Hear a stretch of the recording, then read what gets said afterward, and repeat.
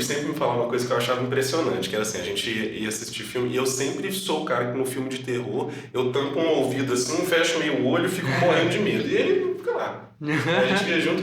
Aí eu falava, cara, é porque às vezes me tira um pouco, assim, pensar que assim, ali atrás daquela cena tá todo mundo filmando, assim, vendo e conversando. Eu falava, cara, eu nem chego nessa dimensão. Mas isso eu não acho ruim, eu acho, tipo, não perde mas experiência. É uma visão que você sempre, um olhar que você sempre teve. Assim, por exemplo, eu lembro disso que eu comentei com você numa cena de um, acho que era Hereditário, o filme, que tá de cabeça pra baixo, assim, aí você falou, muito doido. Aí na hora eu pensei num cara, cameraman, gravando, assim, eu pensando na produção dessa parte, assim. Claro. É uma coisa que eu sempre gostei muito, assim, do ator e tal. Sim. Mas também tem esse lado da direção também, né?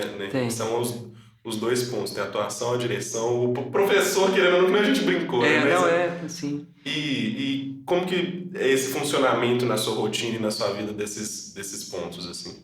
Da atuação, E da da direção. direção, Uhum.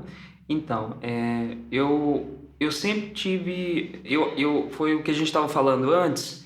Quando você estuda alguma coisa, você vai ficando curioso sobre algum ponto específico dessa coisa em si, vamos dizer. Né? Quando você estuda artes cênicas, quando você estuda o cinema, tem várias ferramentas ali, elementos, né? Sei lá, tem a câmera, tem a edição, por exemplo, tem o som, tem a fotografia, né? Tem isso falando do cinema. No teatro tem cenografia, tem coreografia, tem também a trilha sonora, tem figurino, maquiagem. E desde sempre, quando eu faço esses estudos, ou ainda quando eu estudo, o meu olhar é muito voltado para o indivíduo, para o movimento do ator. Eu acho que eu sempre fui curioso sobre esse comportamento desse ator ali na cena, sabe? Então, eu acho que foi por aí que eu comecei a desenvolver uma curiosidade, um interesse pela direção. Pela movimentação cênica, e pelo comportamento principalmente do ator. Sobre as emoções, os sentimentos, como trazer isso, como... Mas isso, apesar de assim, que nem você está falando a um nível individual, querendo ou não, quando coloca as pessoas juntas ali, isso ganha uma outra dimensão também, né? Que é fugir imagino eu, né? Fugir da atuação da pessoa para contracenar com outras, assim. Isso também é um processo que demanda essa mesma atenção, é uma coisa, ou são momentos separados de um estudo ou treinamento? Você fala da inter-relação de um ator para o outro, ou da relação desse ator com o personagem? Não, entre atores que eu pensei, mas eu acho que seria legal você falar tanto dos dois agora. É muito interessante. O tempo inteiro a gente está falando coisas, né, para os atores ali quanto diretor. Então, tem uma pensadora que fala, é preciso esvaziar-se de tudo que é seu para preencher de tudo que é do personagem. Isso é muito interessante, porque você abre mão das coisas que funcionam em você, ou sei lá, da sua vaidade, do seu ego, e realmente preencher de questões que são do personagem, isso é um exercício difícil. E na relação ali de um ator com o outro, se um ator esvaziou-se, como que ele faz isso? Pesquisando, investigando, entendendo o contexto todo, né, as circunstâncias dadas do personagem, não dele. É diferente. As circunstâncias dadas do contexto ali da peça é do personagem. É diferente quando um ator faz isso e quando o outro não. Essa contracena tem é algo que não funciona. Dá pra sentir que tem um engasgo ali nessa... Que tem alguém inteiro ali na cena e que tem alguém ali só repetindo palavras que memorizou. Então, aí nesse caso, no caso da troca, ele não tá trocando com o personagem. Sabe? Aí, por que tá acontecendo isso? Tem várias formas. Não estudou, não é um ator curioso, não tá ali a serviço do personagem. E sim, por outras razões, pode ser.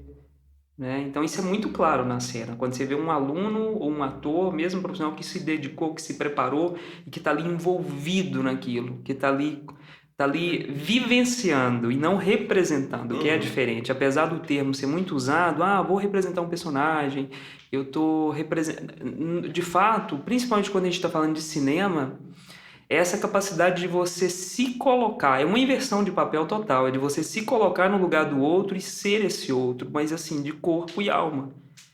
Então não é tão simples. Não parece. Não parece. Sabe? Você falou assim, não, porque pode parecer que... Eu falei, até tem esse olhar de conseguir pegar essas nuances, né? Esse é um olhar treinado, querendo ou não, pra...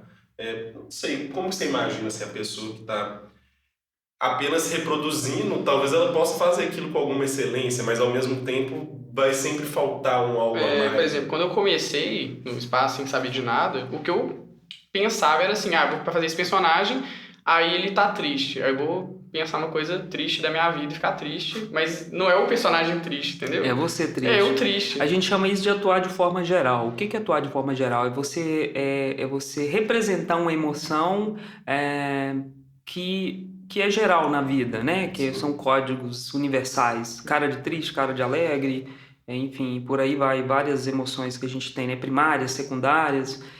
E a gente diz assim, você está atuando de forma geral, você está buscando um recurso, né, que você tem de forma geral e colocando ele aí, mas de fato você não está sentindo o personagem.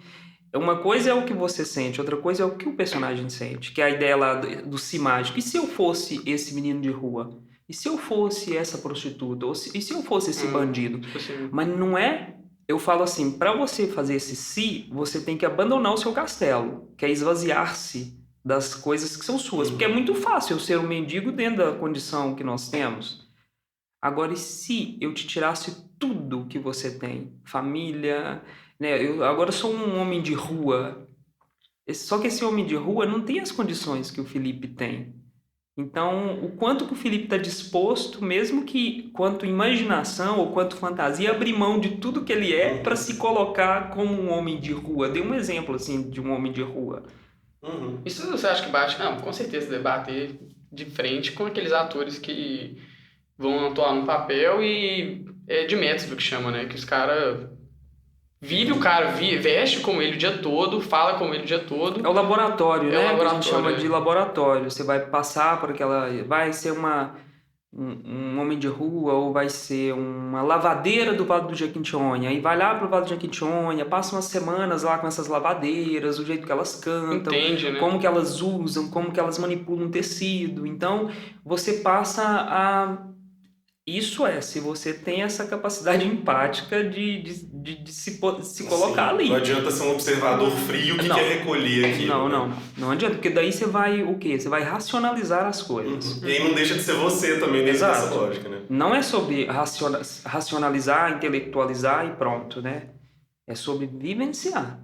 Então, em algum momento eu abro mão daquilo que sou eu, daquilo que é meu comportamento, daquilo que são as minhas verdades e passo a me comunicar psicofisicamente dentro das condições daquele personagem. E nessa ideia, eu acho que até o bom roteiro deve facilitar ou dificultar isso, né? Eu imagino que quando a pessoa também consegue ver que um personagem ali, ele tem algum nível de profundidade, isso já dá mais alguma nuance, né? Existem os alunos que se preocupam excessivamente com esse tipo de coisa, como que o personagem já é retratado ou montado, como que você vê isso até no espaço cênico? Existe, na verdade, esse aluno é convidado a fazer isso. Sim. É convidado aí eu falo, olha, por exemplo, você vai pegar um texto do Brecht, do Samuel Beckett, por exemplo, ou você vai pegar, que a gente está falando texto, por exemplo, de pós-guerra, sabe? Você vai pegar lá Esperando Godot. Como que você vai viver um personagem daquele sem entender o contexto?